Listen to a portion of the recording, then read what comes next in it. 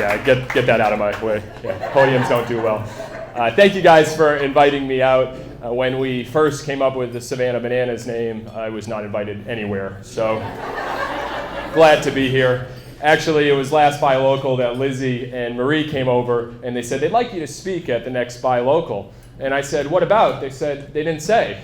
And I said, really? They're going to let me talk about anything? And so with no agenda, no topic, good luck to you all. Today's going to be a lot of fun. In all seriousness, I'm going to share some stories, some banana stories, but I'm going to talk about what I'm passionate about. And that I like to call is find your yellow tux. And what that means to me, it's the one thing that makes your business stand out or make yourself stand out. It's the best version of yourself. And that's what I'm passionate about. I'm going to share it and just kind of show how we've become successful with the bananas. But let's get to the facts first. This is not my only yellow tuxedo. I actually own 6 of them. All right. I have slept in them. I have proposed in them. Thank God she's still married to me. And I am probably the only returning customer at brightcoloredtuxedos.com. I am keeping them in business. But it's not just about the yellow tuxedo. What I'm going to share, like I said, about standing out. In my office, I have 3 custom-made posters of my mentors. Unfortunately, they're all dead. But I have Walt Disney, and on that poster it says vision. It's kind of fun to do the impossible. Next to him, I have Bill Veeck, one of the most famous baseball owners that no one knows about. He's the guy that actually during a game would give away 12 live lobsters to a fan. He actually let the fans manage a game and decide whether they were going to bunt, steal, or hit and run in a major league game. This was crazy, all right? On his it says innovation, and it says I don't break the rules, I just merely test their elasticity, which I like. And my final mentor, P.T. Barnum, and on that poster it says showmanship, and it says a terrible thing happens without promotion, nothing. So from those 3, I learned a lot, and I'm going to share some stories about breaking the rules and doing things different. I believe all of us, we're not born to fit in. We're born to stand out, and that's yourself and your business. So I'm going to share some of these stories, and I'm going to break the format a little bit. So today, as you guys know, we don't call our games games, we call them shows. So today is going to be a 9-inning show. However, as a baseball owner, who the only one will say, even on camera, that baseball is too long, it's too slow, and it's too boring, we're going to speed this game up a little bit, and we're going to eliminate all of the even innings. So literally, we're going to do the 1st inning, 3rd inning, 5th inning, 7th inning, and 9th inning, and we're going to have some fun. Can everyone hear me? Yes. Thank goodness I can talk a little bit. Here we go. All right, little improv. So the 1st inning, this is kind of how we came about the business that we're in, and I believe every business should start this way. It is what we call the mirror moment. And it's what frustrates you about your business? What frustrates you about your industry? Who here has seen Jerry Maguire? Yeah. All right, I'm speaking to the great audience. I know many of us remember the scene where he says, show me the money. But how many people remember the first scene when he actually stays up all night and he's thinking about the business and he comes into work this next day with a huge memo and he passes it out to everyone in the business about how we need to focus on fewer clients. We need not be about money. We need to be about less clients and more about caring and relationships. He handed everyone, they gave him a huge applause, and then they fired him, all right? That is what we call a mirror moment. And I believe every business should go through this and look at what they need to change and be different. If we think about a few of the main businesses, you think about Uber and Lyft. You go back in the days of cab driving, it was not clean, it was very expensive, it was not a great experience. Uber and Lyft changed that. If you look at a Blockbuster, how are they doing? All right. Actually, there's one very funny Twitter account about the last Blockbuster that's alive, and they make jokes about how they do one rental a month. It's very, very funny, Blockbuster account. But Netflix changed that because they realized that Blockbuster was solely about, they were getting all those late fees, it wasn't convenient, it was expensive, and Netflix changed the game and Blockbuster's gone. Now, those are big examples. I'll share our personal example. I'll never forget the day when I was 23 years old and I showed up to be the general manager of the Gastonia Grizzlies in North Carolina. I walk into the ballpark and I found out the real numbers. I found out that the team had only averaged 200 fans a game the last year, and they were in the bottom in the country in attendance. I found out the team had lost $150,000 a year, and I found out there was only $268 in the bank account, and we had 3 employees and payroll was on Friday. So this was my first day. So then I proceeded to make 10 phone calls to kind of see the business climate. So I remember my first 7 phone calls. The team had been there for 7 years. My first 7 phone calls, no one had ever even heard of the team. The next 2 calls, they said they would never work with us, and my last call I got hung up on. I walked home after that first day, I said, wow, this is going to be fun. But I realized right there the fact there was a serious challenge with baseball, and that was 10 years ago. I said, if we were a baseball team that actually went to the playoffs the previous years, no one was coming, there's a challenge. There's something frustrating to people about the industry. And that's where I believe baseball was long, slow, and boring and didn't have enough for entertainment. So at that point, I said, we need to change this. We need to make it fun, exciting. So I remember I went to the owner of the team, and I had some crazy ideas. I said, hey, Ken, we're no longer going to be a baseball team. He goes, what do you have in mind? I go, our players are going to do choreographed dances during the games. We're going to have a grandma beauty pageant. I'm going to get in the dunk tank, and it's going to be a circus. I still had my job at the end of that phone call, thankfully. And we tried it all, and we tried everything that we could. And it ended up being very successful. And that's where we kind of had the idea to come here to Savannah.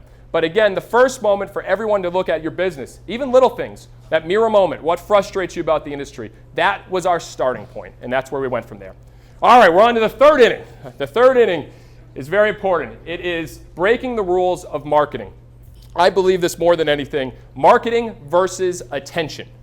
All right, everyone talks about the marketing, what you need to do with marketing. Attention beats marketing 1,000 times.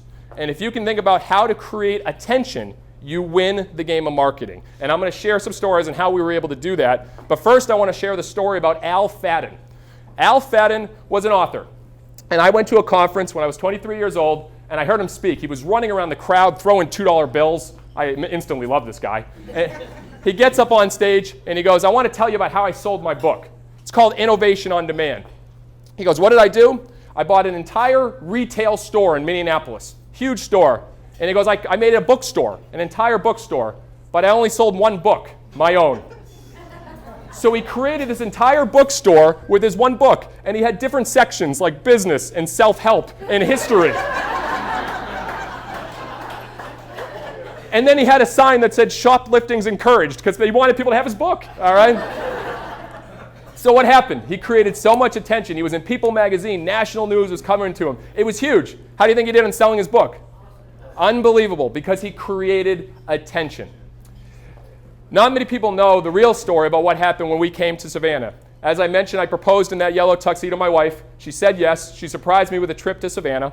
We came here. It was back in 2014. We went all around town. We loved it. We went to the stadium. It was a beautiful day, 80 degrees. The former team was playing. We don't use the words of the former team, but they were playing.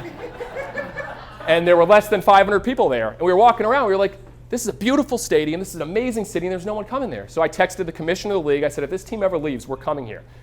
And so what happened, fortunately, is we found out they were leaving. We found out on October 5th that we could take over the stadium.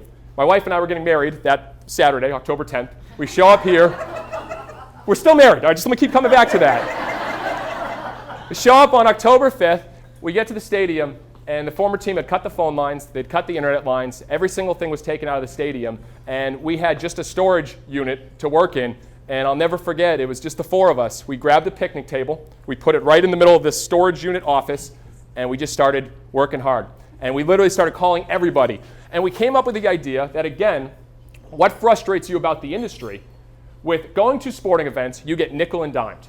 So if you go to a sporting event, you pay $10 to get in, $5 for this, $7 for a beer, $3 for this, and all of a sudden you spend a ton of money. So we said, all right, we're going to come up with this crazy idea. Every ticket's all-inclusive, $15, everything.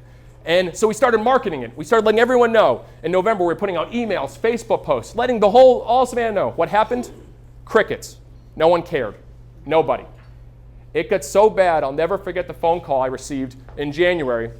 My wife and I were at my college roommate's wedding. It was 4:45. We were getting ready to get in the car to go to the wedding. And I get a call from one of my employees, and he says, we just overdrafted the account. This work? No. Good effort.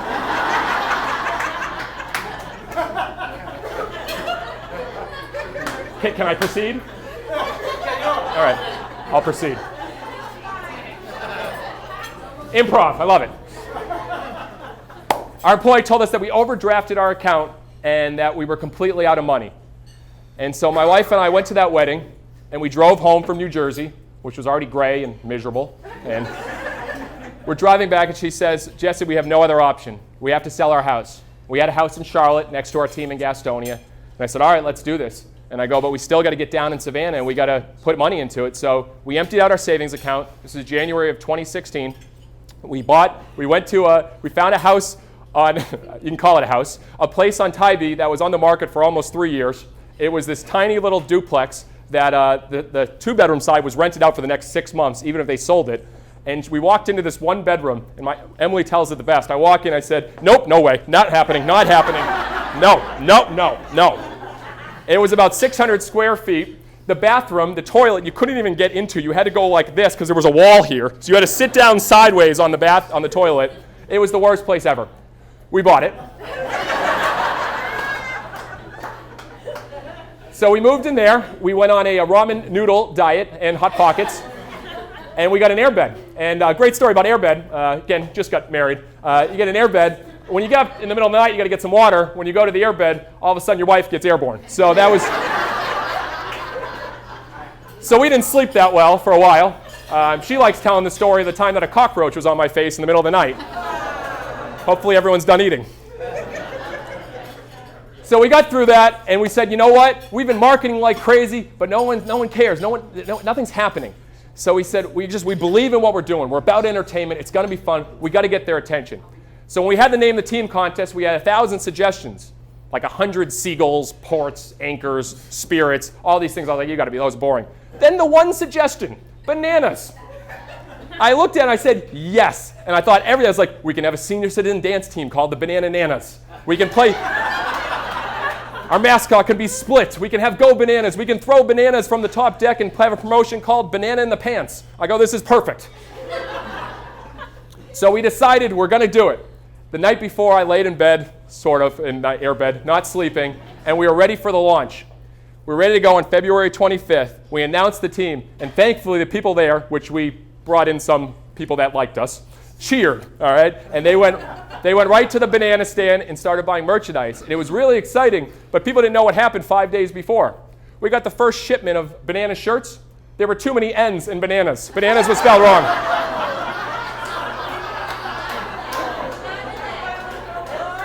So those shirts were gone. But fortunately, what happened, all of a sudden we announced the name, and then within about an hour, we're trending on Twitter, #1, ahead of Donald Trump, which was just crazy that the bananas were on top of the high. Then all of a sudden, Emily comes over, she goes, Jesse, you won't believe what's happening. We're doing an order every couple seconds online. I go, really? She goes, bad news, we're about out of shirts. I go, come on. And she said, yeah, we're going to be out in about 5 hours. So then we maxed out every credit card we could get, which wasn't many, and we bought so many more merchandise that came in. We found out in that first 6 hours we sold to 44 states and 6 countries. Great thing about shipping internationally, when you charge $6 and the shipping is $60 to New Zealand, it doesn't work out well. So we learned a ton of lessons there. But what happened after that date was all of a sudden we created attention. And people started noticing and talking to us. Our salespeople, they actually started answering the phone. And what happened is everyone started buying tickets. They're like, wow, these guys are crazy. We kept making more announcements. And people were like, wow, we had the rescue dog, Daisy, that we took her in. It became a big story. A reporter flew in from Japan, which I was like, the news can't be that slow in Japan that you have to come to Savannah. But they came, and it kept happening. So we started creating more attention. And there were a lot more failure stories, but that's how we think about everything. And with your business, can you create attention? Because we marketed so hard for 6 months, and what happened from that? I slept on an airbed with cockroaches, all right? But as soon as we created attention, we have now renovated our duplex, and we actually enjoy living there. And now, after our first year married, we have a real bed. So it's come a long way. But my point is we started doing things, and if you come, I appreciate it, yeah. Thank you. Thank you. That humble clap, yes, thank you. I'll tell you, if you go to one of our games, things don't make sense. I love this line more than anything. Whatever's normal, do the exact opposite. Does it make sense at all that before a game, that all of a sudden you see the players hover around home plate, and you have a mother walk over with a 6-month baby in a banana costume and lift it up, and all of a sudden you hear, Na Savannah, na hero, and the banana baby was introduced? It doesn't make any sense. Does it make sense for a first base coach in the 3rd inning to start doing the moonwalk into a split while he's giving the signs to the player? No, it doesn't make any sense. But these are the things that we try to think about. What is bizarre? What is crazy? We introduced a 27-person pep band for a baseball game. Doesn't make sense, but it's fun. We try to think of everything, and even our events that we do. If you remember last year, we did a beer festival. Well, most people do beer festivals at night or whatever. We said, why don't we do the Tap of the Morning beer festival and start it at 9 in the morning, because you can't drink all day if you don't start in the morning. So I know this is a drinking crowd. So we started creating attention. Now again, the ticket sales weren't that hot in the beginning, so all of a sudden I started calling all these brunch places to give away free brunch. But at 8:45, we had a long line, and people were drinking at 9:01. One of my happiest moments. So again, third inning, create attention. Attention is better than marketing. The fifth inning, I think this is one of the most valuable things that we've learned. And this is, what is the perfect customer experience? I can't say that enough. And for every business, you've got to go from the beginning of when you work with your customers to the end and think about this. 2 books I'd recommend to all of you. It is Raving Fans by Ken Blanchard and Customers for Life by Carl Sewell. Raving Fans talks amazing stories about how if you were a department store, what that would look like. If you were a grocery store, imagine going to the grocery store and someone parks your car, then they have the red carpet laid out and someone's getting all the stuff for you. It's almost becoming that now. They talked about the cab business before there was Uber and Lyft, or a gas station, and people run up to your car and all of a sudden start cleaning your car. It was a really good book, and we started thinking about what the perfect fan experience is. Customers for Life, Carl Sewell realized, as a car dealership owner in Texas, he realized that the average value of a customer for life at his dealership was worth $517,000. If you realize what the average value of your customer for life, from when they're a kid to when they're a senior and pass away, what's that value and how would you treat that experience different? Would you do everything to make it the most amazing experience? And that's what Carl Sewell did. Carl Sewell would spend tons of money with a mile leading up to his dealerships. He hired private street cleaners to make it like a Disneyland entrance, immaculate coming to his dealerships. He made his bathrooms at a car dealership look like the Ritz-Carlton bathrooms because he realized each customer was worth $500,000. So I challenge all of you to look at what your perfect fan experience is, or perfect customer experience is. We looked at it like this. We said, all right, where do people start with the interaction with you? And we call this fans first. They go to your website. I will spend 3 days in Nashville with a guy named Donald Miller, who is about clarifying companies' messages. And he said the one important lesson, you confuse, you lose. You've got to be very quickly on your website. It's not about you. It's not what year your company started or what you did this. It's how you can help your customers. So we cleaned up our website, and if you go to our website, what you'll see right now, it's we make baseball fun with a picture of people having fun. It's very, very simple. And we learned all these different tricks from him. Then from there, when people buy from you, what happens? I'll share, if you bought merchandise or tickets from us, this is what happens. You will get an email right away. It says, congrats, you just made the best decision of your day. Right now, as you made your order, we're running around the stadium screaming and yelling. We're lifting your tickets up in the air, and now we're having Gatorade showers, and your tickets will be maximum security in our vault ready for you. All right? That's the email you get. And then what we work hard on, and it's sometimes we have challenges during the season, right after that, you'll get a thank you call. How many times when you buy a ticket to someone do you actually get a thank you call? All right? A simple thank you call goes a long way. Most people are like, did my credit card not work? I'm like, no. Just thank you. We appreciate you. It's those simple things that go a long way. Now after that process, what happens next with their interaction with you? Say they come to your business. What's the first thing they see? If they come to our ballpark this last year, the first thing they may see is these people dressed up in penguin costumes. Does it make any sense? No, there are parking penguins. They're just going like this, all right? But you're seeing a crazy parking penguin. To me, that made me laugh, so we put a parking penguin out in front. True story, we were short on staff the last 2 games, so my wife was the first one doing parking penguins as the owner, just doing this. She's like, that was a long time. After you see a parking penguin, you come up and you're going to see the Bananas players passing out programs. On a weekend night, you'll see our Bananas pep band leading either Rocky or Uptown Funk. As you go to the gate, you'll have people dressed up in banana costumes ripping your Bananas tickets. And then for the next 2 hours, we focus on trying to put on a show and not let just the baseball game take care of itself, entertaining. And then when they leave, I feel so many businesses get this wrong. Walmart's like, oh, we got greeters. How many times does a greeter at Walmart seem really enthusiastic to say hello or goodbye to you?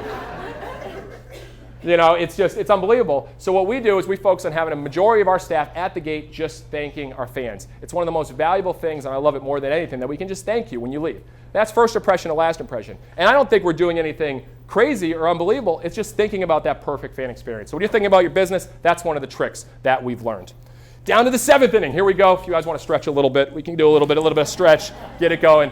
All right. I think that's a weird stretch over there, sir. I don't know what you're doing, but I like it. I like it a lot. All right. I think it's very key for you to break the rules on your mission. And I ask this question a lot. A lot of businesses, when they work, how many of your employees actually know what your mission is? Or if you do, you have this huge mission statement that no one can recite. I think it's so important to simplify your mission and what you stand for. I'll never forget in 2011, I was at a conference, and the first time I saw Simon Sinek's TED Talk, How Great Leaders Inspire Action. How many people have seen it? All right, a few. It is, the 15 minutes TED Talk is more than worth it. I watched that TED Talk. I immediately left the conference in the middle of it, and I spent the next 2 hours watching it over and over and over again and thinking about what we stand for. I realized for the last 6-7 years we focused all on the fun and the entertainment, but it had to be bigger than that. So I realized that it was all about fans first entertainment. Simon had such an impact on my life. I read all his books, I read his TED Talk. So in 2016, I started something called the Thank You Experiment, because I believe more than anything, you got to start your day with gratitude. So I start every day, starting in 2016, writing a thank you letter to someone. And unfortunately, I'm up to about 600, but Simon was probably one of my first 15. And it was crazy. About 2 months later, after I wrote that thank you letter to Simon, I'm driving down the road going to lunch, and I get an unknown phone number. And I answer the phone, and I go, "Hello, this is Jesse. Jesse, Simon Sinek here." And that's my attempt at a British accent, which he doesn't really have. And he goes, "Simon Sinek." I go, "Shut up, who is this?" And he goes, "No, it's Simon Sinek." I go, "Who's messing with me?" He goes, "Jesse, I got your thank you letter." And he went on to say, he goes, "My goal in life is to inspire people." And he goes, "I can't tell you how much I was inspired by your thank you letter." This is a person who's inspired millions and millions of people, and he was inspired by one kid just thanking him with a thank you letter. And that's such a huge lesson to see how he understood what his mission was about. So we made it very clear that our mission was about fans first and entertainment. It wasn't just about fans first, but it was the difference that we can make in people's lives. And I'll never forget when that really started to hit home with me. It hit me in my core. On opening night, 2016, our first game as the Savannah Bananas. Thank goodness there were no protesters. But as we opened the gates, we got a huge downpour, rain for an hour and a half. I go, of course, perfect. Was that other team setting that up? All right. So all of a sudden, it's pouring rain, and the game didn't start till about 8:30. But what was crazy, over 4,000 people stayed till 8:30. And I'll never forget, in about the 6th inning, a woman came up to me, a very young woman, and she said, "Hey, can I get a signed baseball?" And I said, "Yeah, we'll do our best, thinking fans first, but maybe after the game." And she goes, "It would really mean a lot to me." I'm like, we get hundreds of kids out. It'd mean a lot to you? And she goes, "You have no idea how much it would mean to me." She goes, "My fiance had come to every single opening night since he was a kid, and he just died a month ago. So I'm up here with his family and my whole family to be here for him." And I said, I'll get you a signed baseball." And so all of a sudden, she goes, "One more thing." She goes, "You have a player on your roster named Drew Moody." My fiance's name was Drew Moody. And Drew wasn't with us at that point yet. He was still playing at the University of Georgia, but his younger brother, who was 18 years old, was. So I ran into the office, I ran into the dugout in the middle of the game, 7th inning, and I turned to Logan Moody, an 18-year-old, and I say, "Logan, this is the story. You won't believe it." He goes, "I'll get this signed baseball as quick as I can." He gets it. He goes up into the metal bleachers, sits down with her and the family, and he stayed for an entire inning. And then at the end, I saw him hug her, and she was crying. She was emotional. He walked by me, and I said, "Logan, that was amazing." He goes, it's fans first, right?" And I go, "Wow." And so it was that little moment that I knew that we were making a difference. It was just a little thing. A month later, and we have him here with us today, Barry, who was just an intern then, and I could tell a lot of ridiculous intern stories about Barry, but I won't. Similar incident came, and we were selling our family packs, and it was a game in July, and we sold an 8-pack. And he couldn't get in touch with the person who bought the ticket, so he's reaching out, and finally he gets in touch with the father. And he said, "I got your 8 tickets ready." And the father said, "Well, something tragic happened. We have 7 kids, and my wife just tragically died a week ago." And Barry came to me just distraught, and he said, "What can we do?" And I go, "We have to do something." So Barry came up with as an intern, he's like, let's get a special frame jersey for her. Let's get her name on it, the years they were married, and let's give the kids the best experience they've ever had in their life. And I'll never forget the game. Barry gave them the best seats in the house, all 7 kids, and the husband and the father. And he sat there. We had the players come over, give signed bats, signed baseballs, and presented the jersey. And the kids had the time of their life. A few days later, he got a call from the husband and said that was the last gift the mother ever gave, and we couldn't imagine a better gift for the kids.